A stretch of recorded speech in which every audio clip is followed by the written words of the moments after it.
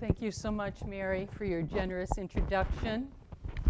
And I'm honored to be here in Lewiston, in the place where I was born, as well as at Bates, which is my alma mater. Thank you very much for inviting me, and thank you for permitting me to share my work with you all.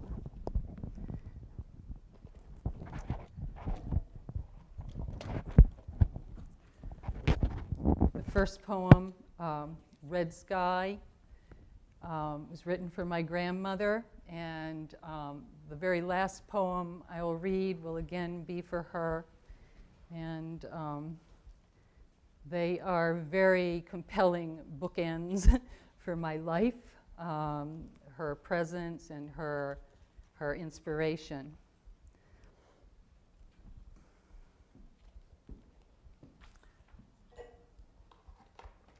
At 14, my grandmother walked toward the red sky, toward the sun glancing its gold at every mill window. She saw how over the border her dreams had flocked and flown ahead, set their eyes on shimmering things, glint of river, a silver ring, bits of satin, the speckled trout's leap. She imagined the leaves of trees would unfurl as she came, glisten with their green notions, her own heart's hope. The birds on the limb would twitter and whistle their welcomes, and the waft of hyacinth would tug at her frock, nudge her hands softly while she worked. Instead, she came to a city of cold seasons. The red dusk hung over her. The sun stared with its one sullen eye. The mill windows let out their old blue breath. Every brick hissed a promise or two, and no bird sang. At 16, my grandmother walked toward her future husband, toward the wide horizon of his eyes. And as she neared, she saw her dreams aflutter, alighting there. She quickened her step to meet this destiny, unfolding its morning songs and blossoms. She could not glimpse yet all the future children, opening their eager hands to receive all the books she would come to love. She could not see quite yet all the lilacs growing close to the factory walls.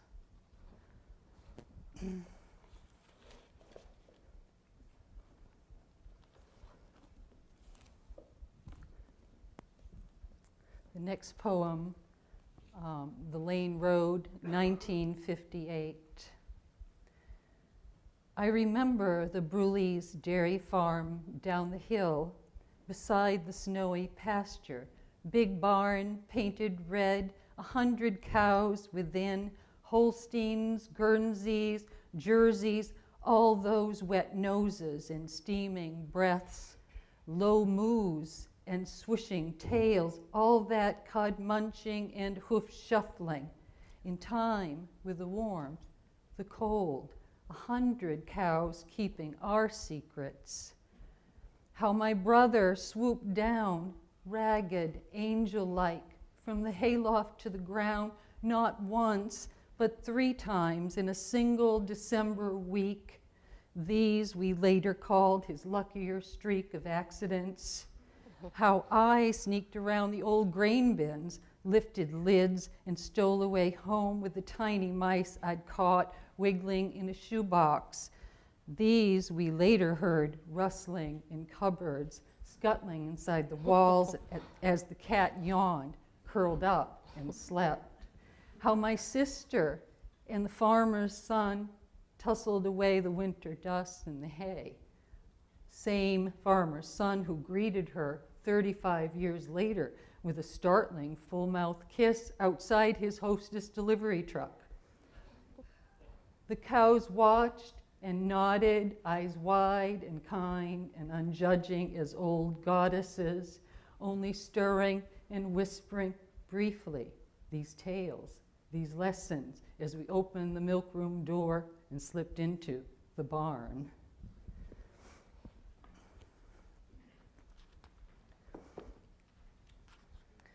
What we gather in November. On the next roof, steam is rising this November morning. The barn swallow orange breast of summer is gone. Its song 1,000 miles south of this sunrise. Its daub and wattle nest on the beam abandoned. Frost holds now its bright jewels, emerald, sapphire, topaz on the grass, ice, its diamonds on the water pail, long after sunup.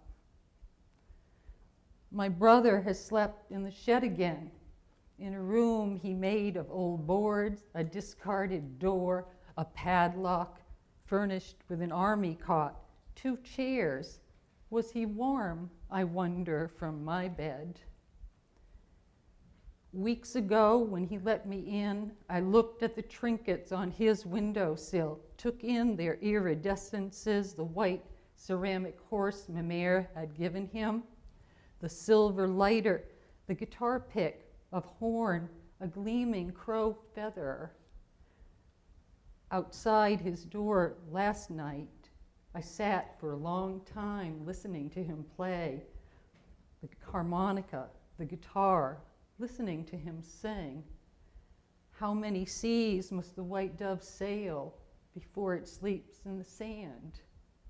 The answer, my friend, is blowing in the wind. Finding our way around my mother's sadness, we gather these jewels from November sun, build rooms, sing songs to rough walls in the moonlight.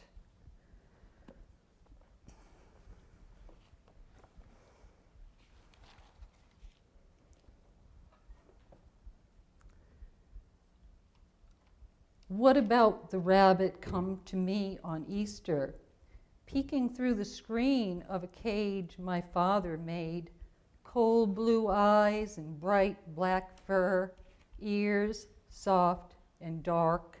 Oh, how I lifted him up and out, held him again and again, snuggling so with the spring night itself, spring that loved me. What about the evening late in April? Peepers insistent in the trees, mother and sister washing the supper dishes as I tried to finish the tough steak at the little table I was moved to after everyone else had finished their meals. What about the story my mother told me, how my rabbit had gone to live on a farm? What about the TV blaring news right then of atomic missile threats? The reporter in stiff crew-cut teeth glinting as he told how to take cover underground, in shelters, under school desks, or under such little tables as the very one I sat at now. A mere 7 years old, how could I tell my mother, the small black rabbit, this gift still unnamed, invited me so close toward love, its sheltering, never in this world of nefarious beasts and men baring its teeth, never extending sharp claws.